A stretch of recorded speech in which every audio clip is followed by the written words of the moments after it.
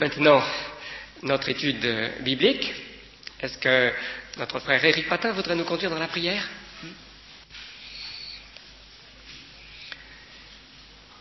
Si c'est bien l'habitude du Seigneur d'envoyer ses témoins deux par deux, celui qui fait la paire avec Jérémie, que nous avons étudié les mois derniers, c'est Ézéchiel.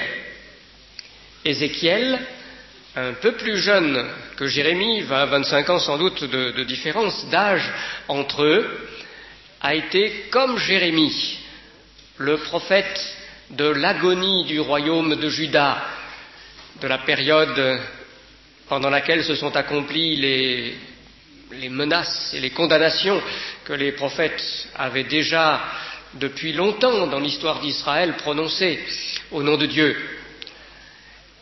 Seulement Jérémie a été ce témoin en Palestine, en terre de Juda, à Jérusalem, et Ézéchiel a été le témoin du même message parmi les déportés en Babylonie. Son nom d'abord, peut-être ferais-je bien de vous en indiquer la forme exacte. On l'écrit de diverses façons. Le plus souvent en français, on l'écrit comme ça, donc E-Z-E-C-H-I-E-L, mais on trouve parfois aussi dans certaines Bibles l'orthographe avec un K au lieu de le CH, qui doit se prononcer que, et en fait, ce n'est pas un choix très logique, parce qu'on devrait mettre plutôt la lettre Q en français, car la lettre qui se trouve en hébreu, c'est la lettre qui a donné, dans l'évolution de l'alphabet, le Q français. Donc vous voyez que cette question de transcription n'est pas très facile à régler. Le mot, le terme qui est à la racine évoque l'idée de force, et le nom signifie sans doute que l'Éternel fortifie. Il en a bien eu besoin, ce pauvre Ézéchiel, de la force du Seigneur pour accomplir son ministère. Je dis qu'il s'est trouvé prophète parmi les exilés, à l'époque la plus sombre de l'histoire du royaume de Juda. Je vous rappelle encore brièvement cette histoire, je vous l'ai racontée dans les séances précédentes, mais il y a peut-être eu quelques absents, donc je vous rappelle très très brièvement ce qu'il en a été. Après plusieurs siècles d'existence du royaume de Juda, vous voyez Jérusalem, la mer Morte, Jérusalem, du royaume de Juda, là c'est la Méditerranée, la puissance assyrienne qui dominait le Moyen-Orient a été remplacée par celle des Babyloniens. Les Babyloniens dans la grande plaine de la Mésopotamie, avec le Tigre et l'Euphrate, débouchant sur le golfe Persique. Ici, vous avez toute l'Arabie, le grand désert d'Arabie. C'est la puissance des Babyloniens, encore appelés Chaldéens, qui est devenue dominante à la fin du 7e siècle avant Jésus-Christ, c'est-à-dire les dates en 600 et quelques. Comme c'est avant Jésus-Christ, vous voyez, plus le chiffre est élevé, plus on est loin dans le passé, et donc quand on recule dans le passé, les chiffres augmentent. Alors les dates du 7e siècle sont les dates en 600 et quelques, jusqu'en l'an 600. Alors pendant donc cette époque, les Babyloniens ont pris l'ascendant, sont devenus les maîtres du Moyen-Orient et ont fini par envahir le territoire de Juda, et à la suite des erreurs et des désobéissances politiques des rois de Juda qui n'ont pas voulu écouter les prophètes, l'armée babylonienne a d'abord soumis le roi, mais à contre-cœur, il s'est soumis seulement, le roi Joachim en 605 avant Jésus-Christ, et a emmené un certain nombre d'otages, des jeunes gens de bonne famille, des adolescents sans défaut, de la caste dirigeante de Jérusalem, pour qu'ils soient des otages, et en même temps pour qu'ils deviennent de hauts fonctionnaires du royaume, de l'empire babylonien. C'est parmi eux que s'est trouvé Daniel, dont nous parlerons une prochaine fois. Et puis Joachim, une fois les Babyloniens partis, s'est révolté, a refusé de payer le tribut qu'il avait promis de payer, et du coup l'armée babylonienne est revenue, a monté un grand siège autour de Jérusalem, qui est tombé en 597. Donc cette fois, c'est le VIe siècle, c'est le début du VIe siècle avant Jésus-Christ. En 597, l'armée babylonienne a pris la ville. Mais le chef des Babyloniens, Nebuchadnezzar ou Nabuchodonosor, comme on peut dire les deux façons en français, Nebuchadnezzar, donc n'était pas si mauvais prince. Il a emmené captive une bonne partie de la population, essentiellement les gens les plus qualifiés. C'est l'élite sociale qu'il a emmené captive. Mais il a encore installé sur le trône, il n'a pas détruit la ville complètement, il a encore installé sur le trône un Judéen, un membre de la famille royale, dont il a changé le nom pour qu'il s'appelle Sédécias, Sidkiyahu en hébreu, c'est-à-dire justice de l'Éternel. Et puis ce Sédécias a eu, sous la pression de son entourage, la détestable idée de se révolter à son tour, malgré les avertissements de Jérémie, contre le pouvoir babylonien. Et alors, 10 ans plus tard, en 587, l'armée babylonienne est revenue en force, et cette fois ça a été terrible.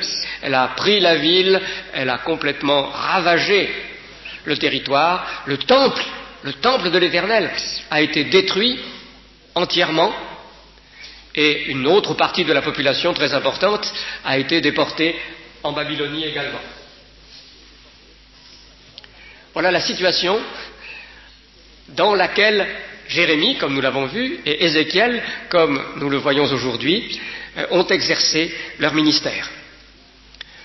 Alors Ézéchiel, c'est sans doute le plus étrange de tous les prophètes que nous rencontrons dans les livres bibliques. Il avait quelque chose d'extravagant, en tout cas d'extrême, dans son tempérament. Semble-t-il un nerveux, hyper nerveux, très sensible et en même temps très abstrait. Il a une forme de pensée qui ressemble à celle des ingénieurs. Alors c'est un visionnaire, mais il est dans ses visions comme un ingénieur qui dessine des machines inconnues. Puis très très sensible, simultanément. Son style tranche sur celui des autres prophètes. Il a des images un peu bizarres, ou parfois il est conduit à proposer des signes gestuels, des paraboles en actes pour illustrer son message, qui carrément sont à la limite du comique pour nous. Un de ces signes, par exemple, qui nous est rapporté, c'est sur l'ordre de Dieu qui fait tout cela, mais ça correspond à son tempérament. Dieu l'utilise selon son tempérament. Un de ces signes au chapitre 5, c'est de courir après les poils de sa barbe qui volent au vent à grands coups d'épée. Vous pensez ce que ça a pu amuser, mais c'était tragique en même temps comme message. Mais c'était pour frapper davantage. Un style tout à fait à lui. Et la forme de ces prophéties est certainement plus compliquée, un peu décalée par rapport aux habitudes que nous avons dans la lecture des autres prophètes. Bon, les prophètes après lui ont repris, sous son influence peut-être, certains des éléments de la forme que nous trouvons chez Ézéchiel, donc ce n'est pas absolument unique. Mais par rapport aux prophètes que nous avons étudiés jusqu'à maintenant, vraiment la forme du message change. La substance est en plein accord avec ce qu'ont dit les prophètes venus avant lui, et en plein accord avec ce que disait Jérémie de son côté, à la même époque à Jérusalem. Mais la forme est frappante. Et on peut dire que il faut être dans une condition spirituelle juste pour aborder ces textes. Qu'il y a certains textes qui sont dangereux par cette forme-là. Vous avez quelques chapitres où le prophète use d'un langage extrêmement cru pour se référer à la sexualité humaine qui sert de symbole aux relations entre l'homme et Dieu. C'est pas tout à fait pour lire en chair. C'est inspiré de Dieu, c'est utile, il y a de grandes leçons, mais c'est brutal. Je crois qu'Ézéchiel voulait que cela secoue ses auditeurs. Et puis, il y a les grandes visions du début du livre surtout, qui ont été, dans le judaïsme, l'occasion de grands dérapages mystiques, de spéculations sur l'au-delà. Et c'était au point que dans la tradition juive, il y a eu, au moins pour une certaine époque, interdiction de lire le livre d'Ézéchiel pour les moins de 30 ans. On voulait que les lecteurs soient suffisamment mûrs et stables avant qu'ils abordent des textes peut-être un petit peu dangereux. Alors là, l'interdiction des rabbins ne vaut plus pour nous, et j'espère que chacun de nous, nous avons dans le Seigneur une maturité suffisante pour lire ces textes comme ils doivent être lus. Mais vous voyez, il est vraiment à part, ce prophète Ézéchiel, qui est un grand prophète.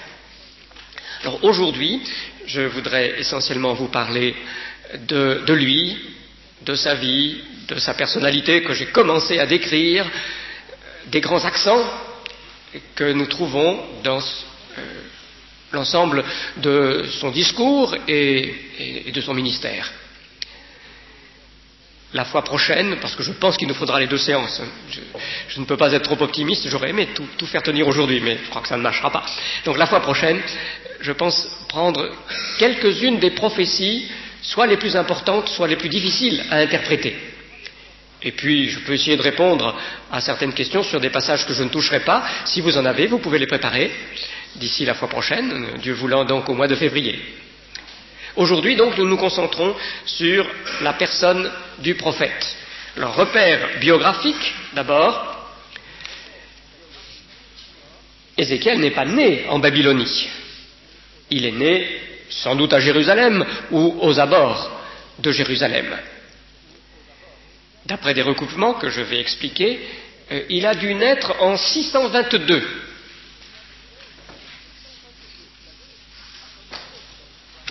Et c'est une année pas comme les autres dans l'histoire de ce 7e siècle d'Israël. Est-ce que vous vous rappelez ce qui s'est passé en 622? Parce que je vous l'ai dit la dernière fois. Est-ce que quelqu'un se rappelle? C'est l'année de la réforme.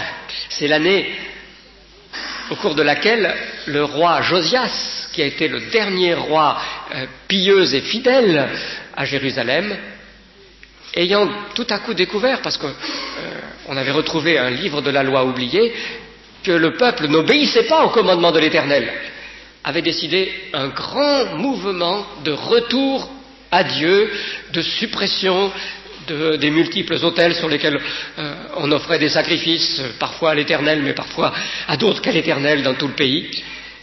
Le roi Josias avait lancé une grande réforme, un grand réveil de la foi, dans un sens de purification et de sanctification du peuple. Alors, on pourrait dire que Ézéchiel, s'il est bien né en 622, comme on pense, a été comme l'enfant de la réforme, l'enfant de ce grand mouvement qui a été lancé au moment où il venait au monde. Mais ensuite, les choses se sont gâtées. Je vous rappelle qu'en 609, donc le roi Josias, le bon roi Josias, est mort, que son fils Joachim, qui lui a succédé, était un gredin, qu'il y a eu donc ces victoires des Babyloniens, en 605, leur premier passage à Jérusalem, et puis la révolte ensuite de Joachim, et le jeune Ézéchiel a été du convoi de 597, faisant partie sans doute de l'élite, de par sa famille. Il a été l'un de ces milliers de déportés qui ont été obligés de quitter leur pays en 597 pour se retrouver en Babylonie, dans la grande plaine de l'Euphrate. Il avait environ donc 25 ans, 597. Il s'est établi là, au milieu des exilés. Les exilés ne se trouvaient pas derrière des barbelés. Il ne faut quand même pas imaginer les choses comme lorsqu'on parle des camps de déportés, de la déportation de la Deuxième Guerre mondiale. Ces populations, les Babyloniens les laissaient ensuite s'établir dans le pays, avec leurs villages, cultiver leurs champs. Ils jouissaient d'une certaine autonomie. Ils n'avaient pas le droit de rentrer dans leur pays d'origine, mais ils n'étaient pas dans une situation désespérée quand même. c'était une situation affligeante, mais quand même, il était possible de vivre dans cette terre de Babylonie. Ils avaient sans doute retrouvé, d'ailleurs, en Babylonie, les descendants des Israélites du Nord, qui avaient été déportés plus d'un siècle auparavant. Certains d'entre eux, en tout cas, plus d'un siècle, d'autres à peu près un siècle auparavant, dans ces mêmes régions. À l'époque où les Assyriens contrôlaient la région, ils avaient aussi, eux, fait des déportations.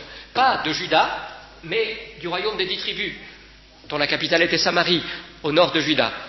Et vous aviez eu donc des Israélites déportés en divers coins du royaume d'Assyrie, mais certains en Babylonie.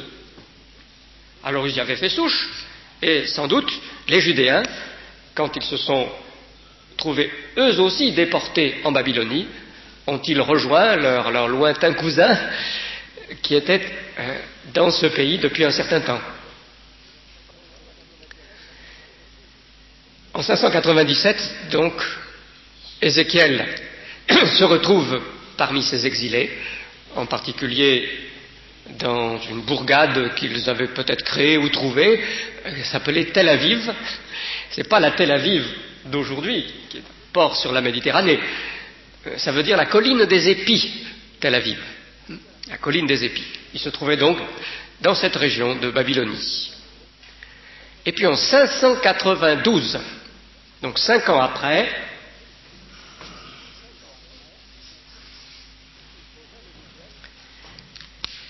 le jeune Ézéchiel, commençait à quitter la jeunesse, puisque ça lui faisait juste 30 ans, reçoit une vision tout à fait extraordinaire. Au bord d'un fleuve canalisé, d'un canal, cette plaine mésopotamienne est sillonnée de canaux. C'est le plus vieux système d'irrigation du monde. Et il se trouve auprès du Nar Kabarou, du fleuve Kébar. Et là, tout à coup, le ciel s'ouvre. Il a une vision tout à fait extraordinaire. Et lié à cette vision, il entend une vocation divine qui lui est adressée, qui l'établit comme prophète. Alors il nous est dit, donc que c'était en 592, c'est daté au verset 2 du livre de la 5e année de la captivité du roi Jéhoïakin, c'était le roi emmené captif en 597, dans ce convoi de déportés, le jeune roi qui venait de monter sur le trône pendant le siège et qui avait été emmené captif. Donc on est sûr que c'est 592. Donc c'est en 592 que ça a eu lieu, mais il nous est dit aussi, au premier verset, que c'est la 30e année.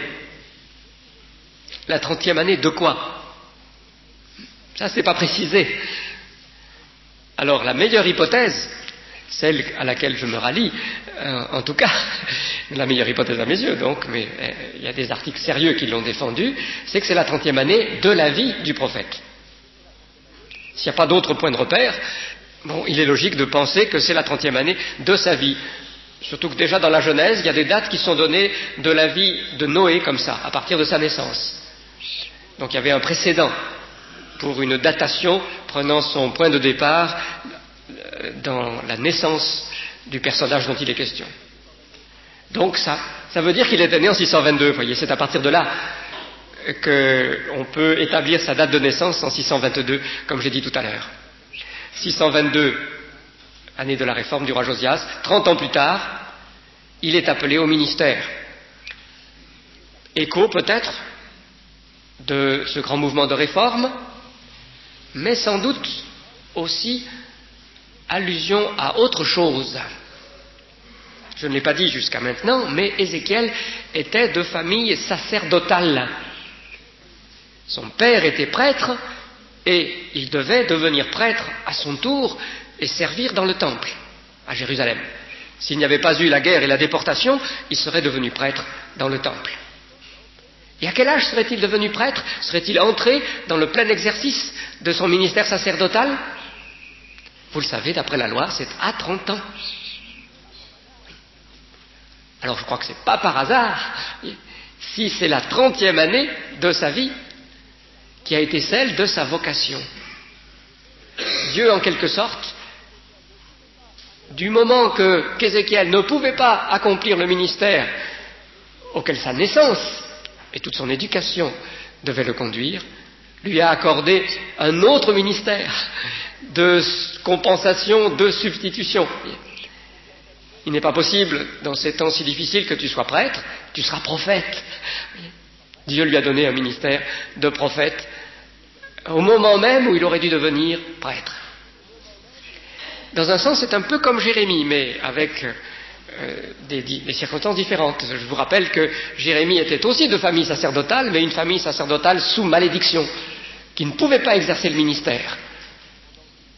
Cette famille, donc descendante du grand prêtre Élie, et qui habitait à Anathoth. Et Dieu lui avait appelé au ministère prophétique, lui aussi, comme à la place du ministère sacerdotal. Dans le cas d'Ézéchiel, c'est à cause de la destruction du temple, de la fin du royaume, que cette substitution s'opère. Et il me semble qu'il y a une très belle leçon que nous pouvons d'emblée tirer pour nous. Ézéchiel, déporté à 25 ans, a peut-être pensé, mais c'est terrible, je ne vais pas pouvoir servir le Seigneur comme j'étais destiné à le faire.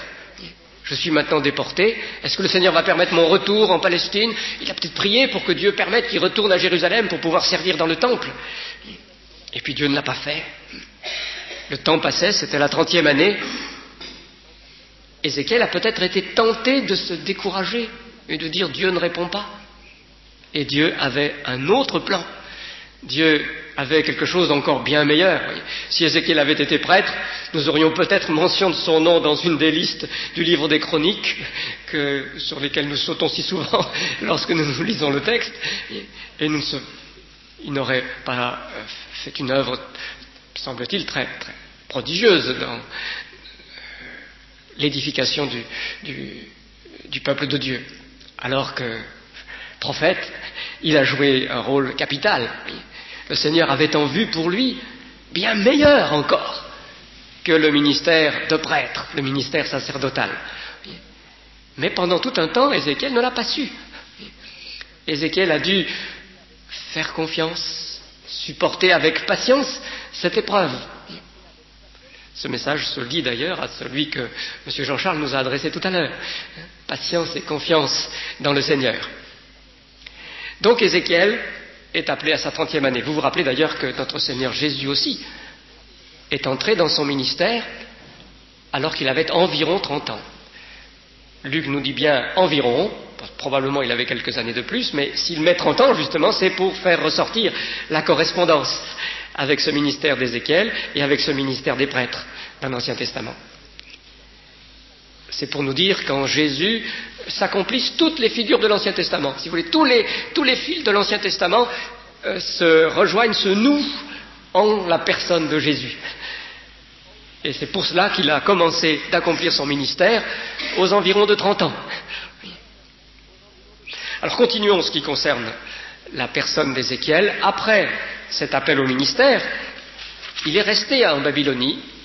Il a eu des visions qui lui ont montré ce qui se passait à Jérusalem, des visions extrêmement précises. Il a été transporté par l'Esprit.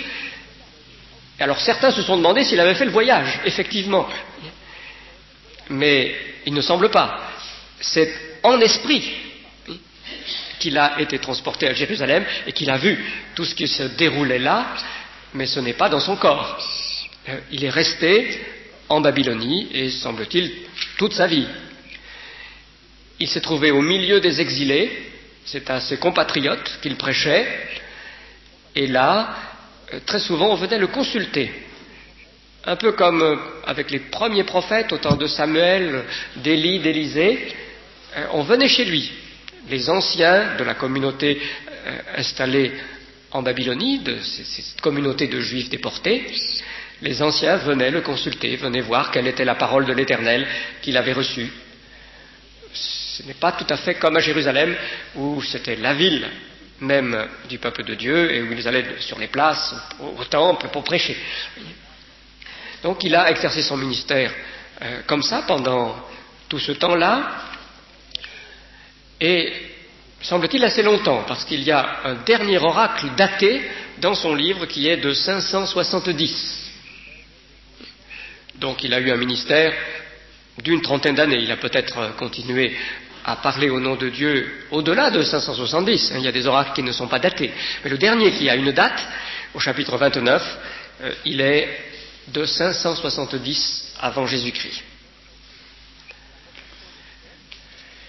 La vocation d'Ézéchiel, nous l'avons située dans cette chronologie, mais je crois qu'il convient d'y revenir, parce qu'elle est riche d'enseignements pour nous. C'est un passage difficile, je ne vais pas entrer dans le détail de son interprétation. Bon, s'il y a le temps pour quelques questions, vous pourrez éventuellement en poser.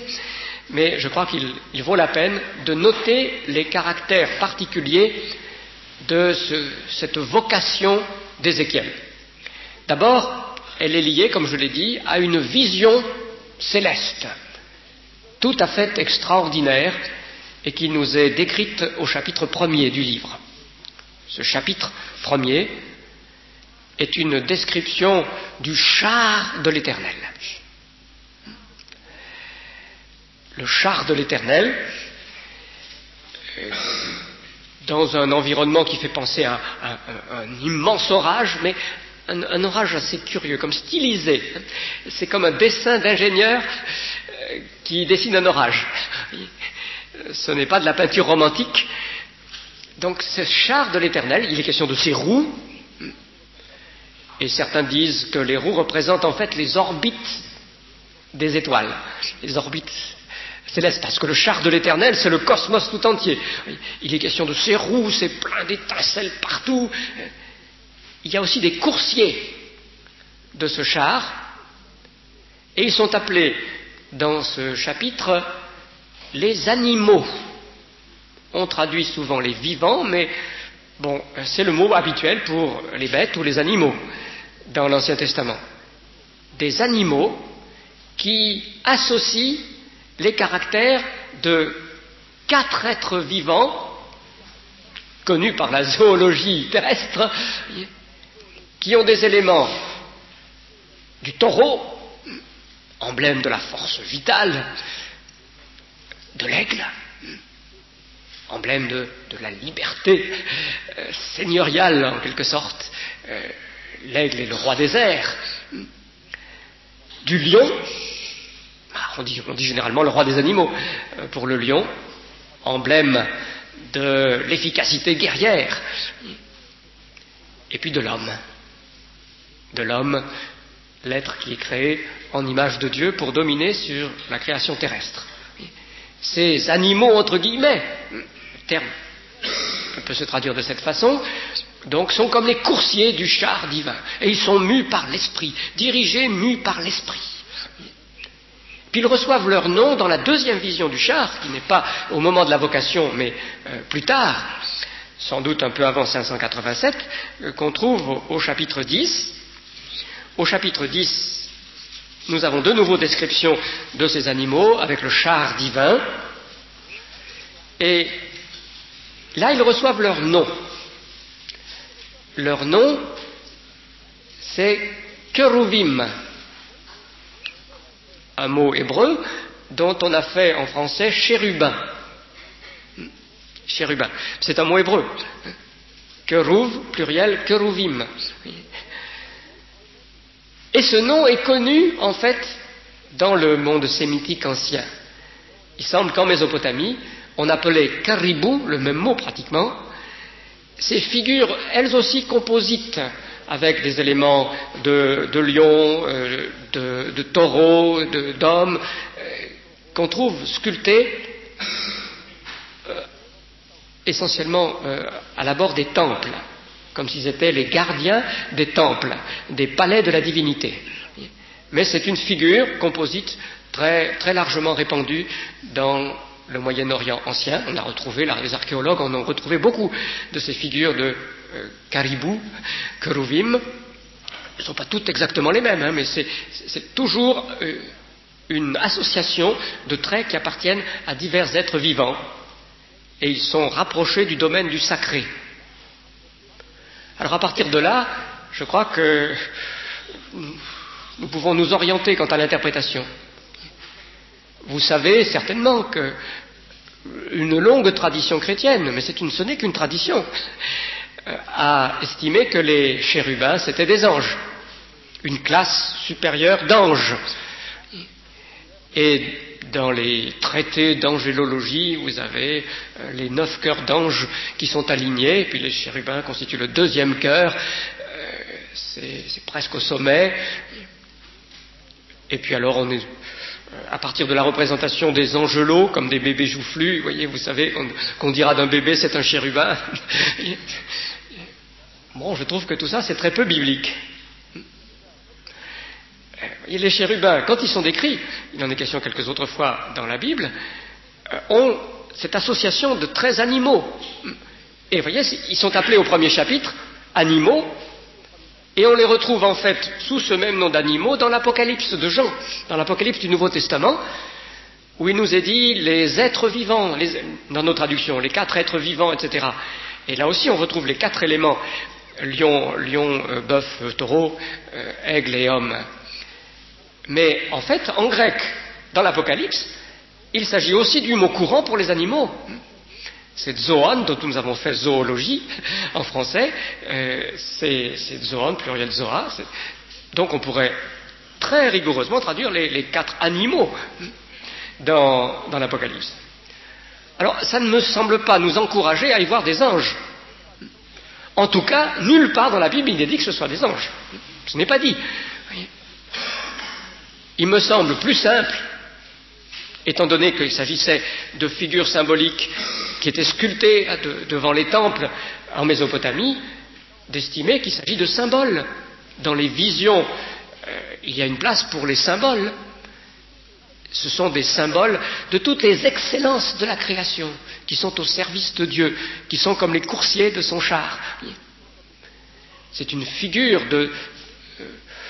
comme concentrée de toutes les ressources de la création à la disposition de Dieu, qui sont donc symboliquement les coursiers de son char. Si vous voulez penser qu'il s'agit d'anges, je n'en ferai pas une maladie, mais simplement, je dis qu'il me semble plus sobre, étant donné l'ensemble des données bibliques devant nous, d'estimer qu'il s'agit de figures symboliques qui là sont vues en vision, qui étaient utilisées dans la symbolique des temples païens de l'époque, mais aussi brodées sur certains des voilages du temple, du tabernacle et du temple, par ordre de Dieu. C'était des figures symboliques utilisées dans la décoration.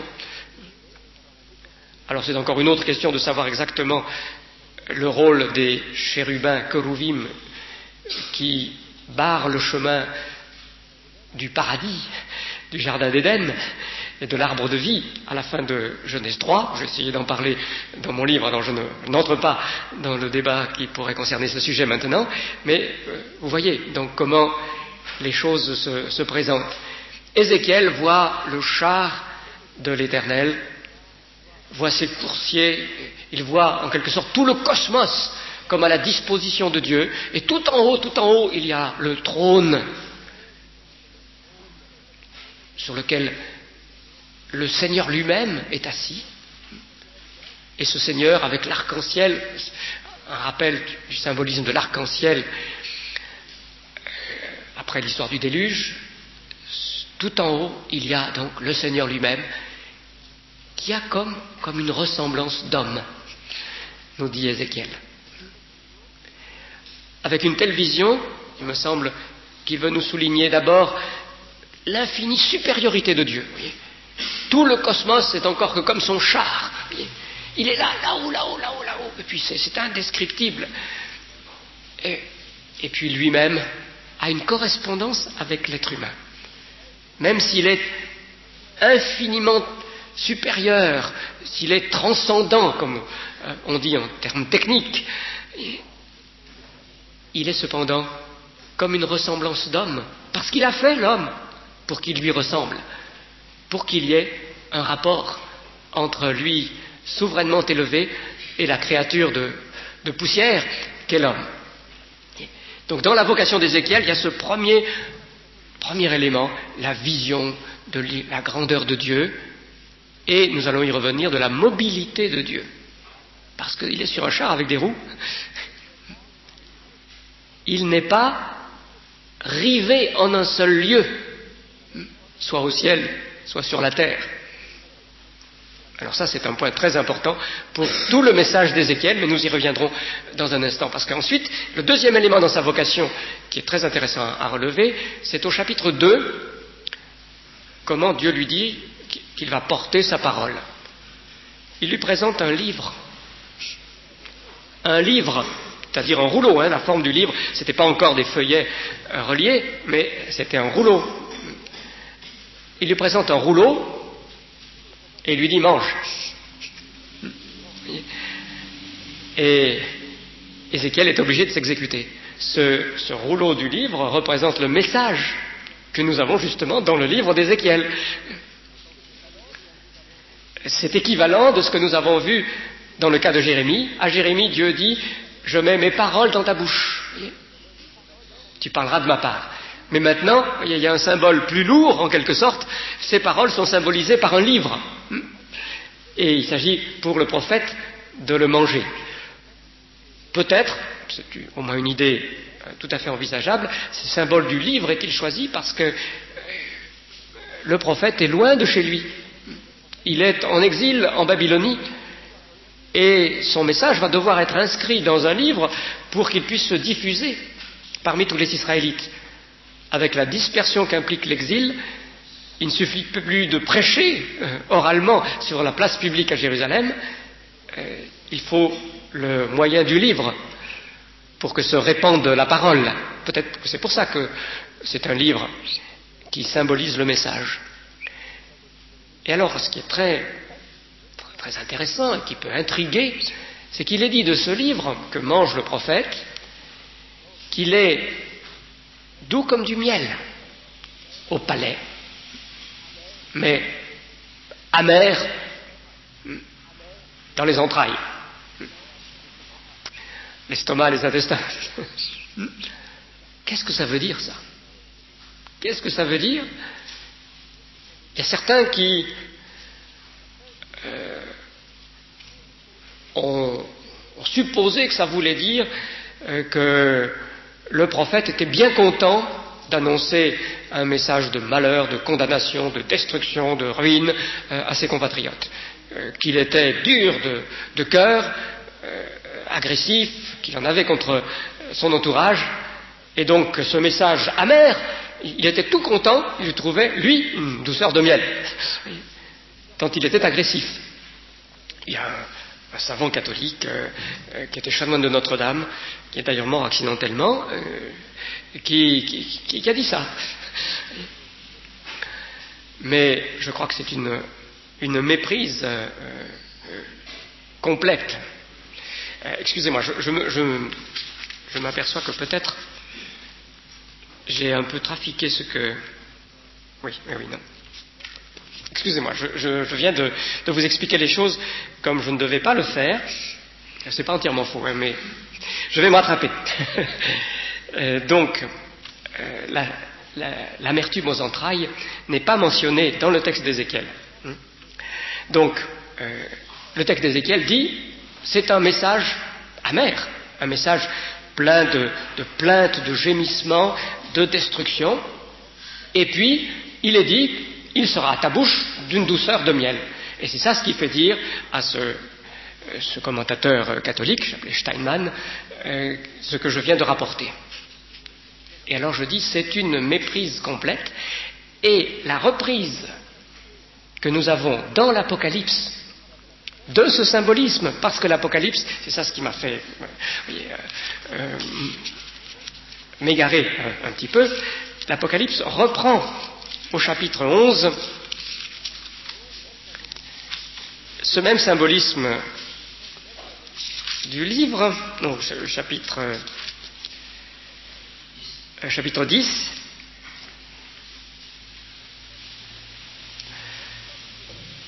Jean, comme Ézéchiel, doit recevoir un petit livre qui représente le message de Dieu, et au verset 9, il lui est dit, il te remplira l'estomac ou les entrailles d'amertume, mais dans ta bouche, il sera doux comme du miel. Et c'est ce qui se produit. Alors pour comprendre, il faut savoir que les entrailles, dans la Bible représente les émotions, les sentiments qu'on éprouve. Et cela, à partir de l'expérience que nous connaissons bien, que quand nous sommes violemment émus, ça nous prend là. Nous avons des expressions parfois un peu trop brutales, mais pour le dire aussi, ça me prend aux tripes. Nous aussi, nous savons que les émotions se manifestent là. Alors, le texte de l'Apocalypse nous enseigne comment comprendre le symbolisme de ce qui s'est passé pour Ézéchiel. Si on considère la qualité de parole de Dieu que la bouche est là pour apprécier, puisque c'est la bouche qui va porter le message, alors c'est du miel, parce que c'est la parole de Dieu. Le miel est un symbole fréquemment employé pour la parole de Dieu. On l'a au psaume 19, par exemple. Ta loi, ton instruction, plus douce que le miel qui coule des rayons.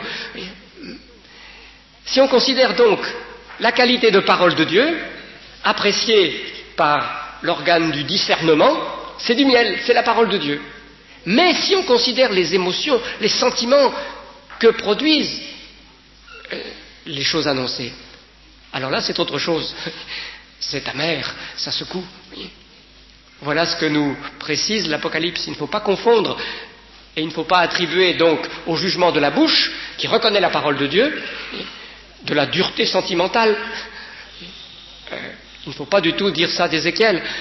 En fait, on voit bien par la suite qu'il a lui-même beaucoup souffert en association avec ses contemporains. Deuxième élément donc très intéressant dans la vocation d'Ézéchiel, un troisième peut être mentionné, c'est le retentissement que tout cela produit dans son corps. Il nous est dit qu'après avoir eu cette vocation et cette vision extraordinaire, il a été là comme hébété pendant 7 jours. Il a marché là, il ne savait plus où il en était, tant il était marqué par cette révélation. Ça aussi, ça correspond, me semble-t-il, au tempérament qui était le sien, que Dieu lui avait donné et que Dieu a utilisé. Et alors là, j'en viens à un autre élément qui n'est plus strictement de la vocation, mais qui se rattache quand même en lui. Dans le cours de son ministère, la suite du livre nous montre que le prophète Ézéchiel a été contraint de se taire pendant certaines périodes. Plus d'un mot. Mutité. Le fait d'être muet. Mutité. Nous voyons qu'à partir de la fin, je crois, du chapitre 24,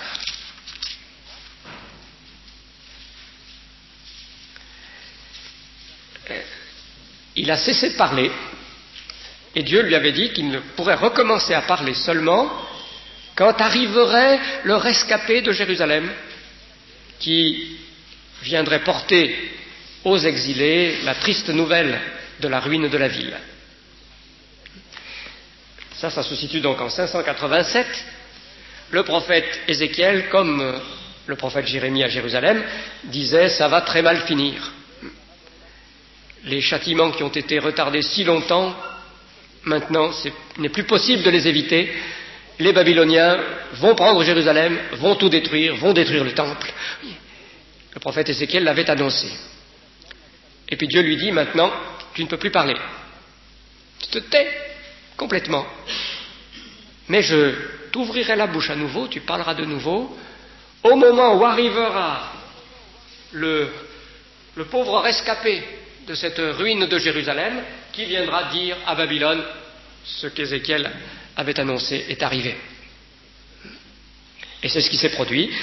Nous avons un peu plus loin, donc, l'annonce qu'Ézéchiel a recouvré la parole juste avant qu'arrive, le jour même, juste avant qu'arrive ce rescapé, porteur de la triste nouvelle. Cela nous est rapporté au chapitre 33, verset 22. Et il est bien possible que ce n'ait pas été la seule période pendant laquelle le prophète n'ait pas pu parler, car au chapitre 3, au début de son ministère, Dieu l'avertit.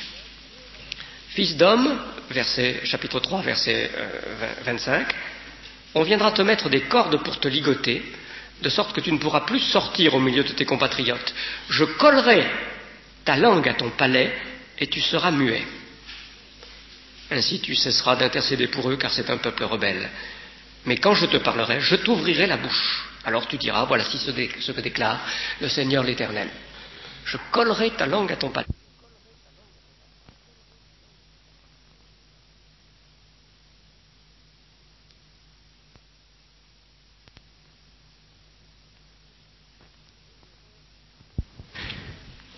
Dieu se sert de périodes de mutité comme d'un signe, ponctuant en quelque sorte, te tais, puis c'est tout. C'est possible de le comprendre comme ça. Mais je trouve que le langage employé suggère autre chose. Il n'est pas dit je t'interdirai de parler, il est dit je collerai ta langue à ton palais, comme un fait physique, puis je t'ouvrirai la bouche. Et puis c'est lié à cette étrange formule, on te liera avec des cordes, on te ligotera avec des cordes. Qu'est-ce que c'est que cette histoire-là? Surtout qu'on ne le voit pas raconter après. Puis ce on, dans l'original hébreu, il y a juste un verbe au pluriel, donc ça se traduit tout à fait normalement par on, il n'y a pas de sujet indiqué. Alors il y a une idée qui me tente beaucoup. Elle n'est pas prouvée, mais une idée qui me tente beaucoup. C'est l'idée que le prophète Ézéchiel a souffert de périodes de paralysie, qu'il a été affecté par des accès de paralysie au cours de sa vie. C'est ce que représenteraient ces cordes pour le ligoter. Il était comme ligoté. Les liens de la paralysie l'empêchaient de bouger, de sortir. Et puis, il ne pouvait plus parler. Sa langue était collée à son palais. Ça me paraît plausible, surtout que ça va assez bien avec son tempérament extrême, ultra nerveux, que j'ai décrit tout à l'heure. Bon, c'est une idée lancée par un certain Klosterman, et moi je pense qu'elle est tentante. Surtout que ça permet aussi d'expliquer ce qu'on a au début du chapitre 4, où on voit qu'il doit être couché, rester couché, devant une brique sur laquelle est dessinée Jérusalem, et il doit rester 390 jours sur le côté, couché. Et puis 40 jours sur l'autre côté.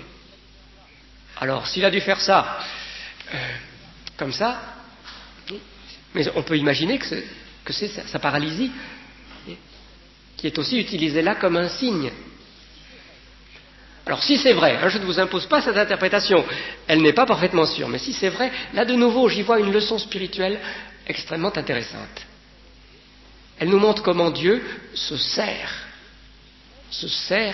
même de handicap, même de choses qui pour l'individu sont extrêmement pénibles à supporter, à titre de signe.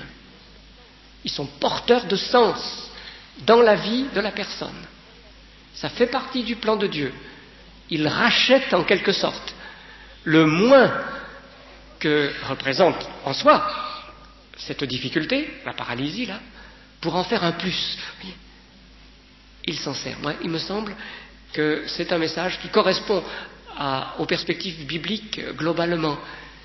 Dieu est le seul qui soit capable d'ainsi racheter les moins pour en faire des plus. Se servir de ce que Teilhard de Chardin, c'est pas une référence pour nous peut-être, mais c'est intéressant quand même, appelait les passivités de diminution. Nous sommes passifs, nous devons supporter des diminutions. Là, la diminution de sa possibilité d'agir et de parler. Mais ces passivités de diminution, Dieu s'en sert. Il les intègre dans son plan. Et Teilhard dit que c'est comme les deux mains de Dieu. Dieu nous modèle par le positif, mais aussi par le négatif. Des deux manières, augmentation, diminution, il nous modèle. Ce sont les deux mains de Dieu, mystérieusement. Et il est capable de faire sortir du plus, même de ces moins dont nous voudrions nous être débarrassés, bien sûr. Alors, il me semble que c'est une leçon spirituelle intéressante. Alors, cette vie d'Ézéchiel vous ayant été décrite, il me reste à signaler quels sont des accents majeurs de sa prédication, avant que nous abordions plutôt de grands passages du livre d'Ézéchiel la fois prochaine. Je vous signale quels sont les accents les plus frappants, mais très brièvement parce que nous aurons l'occasion d'y revenir. Premier accent, me semble-t-il, très important, celui que ce prophète, formé pour être prêtre, fait entendre. Il se soucie non pas tant de justice sociale, bien qu'il en parle aussi parfois, que de pureté, que de cette pureté, de cette sainteté qui conviennent en la présence de Dieu. Ça, c'est le souci du prêtre dans l'Ancien Testament, de l'homme, du lieu dans lequel Dieu a choisi de manifester sa présence, d'être présent d'une manière particulière. Alors, Ézéchiel sans cesse dénonce les souillures, les infidélités dans le domaine du sacré. Et le thème de la présence divine est le grand thème chez lui. Cette présence divine que Dieu avait accordée au temple de Jérusalem, à cause des souillures du temple, il va l'en priver. Dieu est mobile. Il n'est pas rivé à ce temple. Il va quitter ce temple. Sa gloire, avec le char divin, va quitter le temple. Mais Dieu y reviendra aussi, dans son œuvre de restauration. C'est le mouvement de la gloire du temple qui structure en quelque sorte tout le mouvement du livre d'Ézéchiel. Dans les derniers chapitres, on voit la gloire revenir dans un temple nouveau et parfaitement saint. Et le dernier mot du livre, qui indique le nom de la ville de Dieu, c'est « l'Éternel est là ». Même, il n'y a même pas de verbe en hébreu. « L'Éternel là ». C'est le premier grand thème sur lequel revient le prophète. Deuxième thème très important, la responsabilité individuelle. L'âme qui pêche, c'est celle qui mourra. Ne dites pas c'est à cause de mes parents, de mes grands-parents. L'âme qui pêche, c'est celle qui mourra. Et toute une accumulation de bonnes œuvres, etc., ça ne sert à rien si on se détourne de la voie de Dieu. Voilà ce que disent le chapitre 18, le chapitre 33. Et le prophète lui-même souligne sa responsabilité. Il est comme une sentinelle. Et s'il ne dit pas ce qu'il doit dire, le sang de ceux qui vont se perdre sera sur ses mains. Je te redemanderai leur sang. Thème de la responsabilité, qui est aussi un thème très très important. Et puis le thème d'un refrain qui revient, j'ai fait le compte dans une concordance, 62 fois, plus encore des formules assez proches. Quand tout cela se produira, etc., vous saurez que je suis l'Éternel. Vous saurez que je suis l'Éternel. Ils sauront que je suis l'Éternel. Oui. C'est une manière de dire, les événements qui accomplissent les prophéties vérifient l'authenticité de mon messager, que c'est vraiment moi qui parle, mais sans doute ça veut dire encore en plus, ils sauront ce que veut dire mon nom. L'Éternel, c'est le Dieu vivant, le Dieu qui intervient, le Dieu qui se soucie des hommes. Alors quand ces choses se produiront, que les sceptiques dans le peuple d'Israël traitaient à la légère, en se moquant, quand ces choses se produiront, vous saurez ce que ça veut dire, que je suis l'Éternel. Ça, c'est encore un très grand thème dans le livre d'Ézéchiel. Alors, il y en aurait peut-être d'autres, mais voilà, je vous propose ces trois à mettre en valeur, et pour orienter votre lecture, il serait très bon que vous lisiez pour le mois prochain le livre d'Ézéchiel, et que vous ayez des questions pour aborder notre deuxième volet de l'étude du livre. Voilà, il reste quelques minutes pour des questions si vous en avez sur ce qui a été dit aujourd'hui. Oui, c'est tard. J'ai lu dans le Nouveau Testament, oui. il y a une ressemblance entre Ézéchiel et Dieu. Alors la question posée est la suivante. Jésus, dans le Nouveau Testament, s'appelle Fils de l'homme. Y a-t-il un rapport, un lien entre cet usage du titre pour Jésus et ce qu'on voit dans le livre d'Ézéchiel, où la formule revient souvent, fils d'homme ou fils d'homme, fils de l'homme? Je crois que oui. Ce n'est pas en général tellement commenté, tellement admis. Parce qu'il est clair que la première référence de l'usage du titre fils de l'homme par Jésus, c'est une référence au chapitre 7 de Daniel. Jésus a cité formellement le chapitre 7 de Daniel. Donc, quand il a employé la formule fils de l'homme, et qu'on a cherché une prophétie pour correspondre, on a été du côté de Daniel. Mais personnellement, je pense, comme il nous est suggéré par la question, qu'il y a aussi un lien moins fort mais intéressant avec le livre d'Ézéchiel. Dans le livre d'Ézéchiel, mon impression c'est que le titre Fils de l'homme est lié à ce thème de la responsabilité que j'ai évoqué il y a un instant. L'homme est créé en image de Dieu, donc responsable. Celui qui est au sommet de ce trône mobile, il est comme un fils d'homme. Et la créature de poussière qui est le prophète, parce qu'il est en image de Dieu, n'est pas un simple animal. Ce fils d'homme est élevé en responsabilité. Voilà ce que je comprends, et je crois que Jésus a repris ce thème-là aussi. Il est pleinement l'image de Dieu. Et c'est lui qui remplit de manière pleinement responsable la vocation humaine, notre Seigneur Jésus. Donc il y a un lien, me semble-t-il. Et là, je ne résiste pas à la tentation, vous me tentez, frère, de signaler un détail lié à ce titre Fils d'homme au début du chapitre 2. Je ne l'ai pas dit tout à l'heure, mais il me dit, Fils d'homme, tiens-toi debout, car je vais te parler. Dès qu'il m'eut adressé ces mots, l'Esprit entra en moi et me fit tenir debout. Je vois dans cette station debout justement l'image de cette responsabilité. Le prophète, il est complètement écrasé, vous voyez, il va être hébété pendant 7 jours, et il est comme prostré à terre. Mais Dieu ne veut pas seulement des adorateurs qui se prosternent. Il veut des hommes debout. Il veut des serviteurs qui se présentent fermement devant lui pour recevoir ses ordres de mission et accomplir dans la responsabilité la mission qu'il leur confie. Ça me paraît très intéressant. Et ce qui nous permet de tenir debout de façon responsable devant Dieu, c'est l'Esprit. L'Esprit me fit tenir debout. Moi, je trouve que c'est très beau et très fort.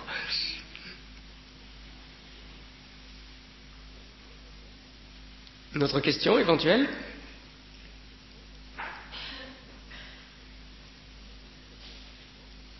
C'est juste l'heure, là, maintenant, donc s'il n'y a pas de questions, nous pourrons clore tout à fait normalement.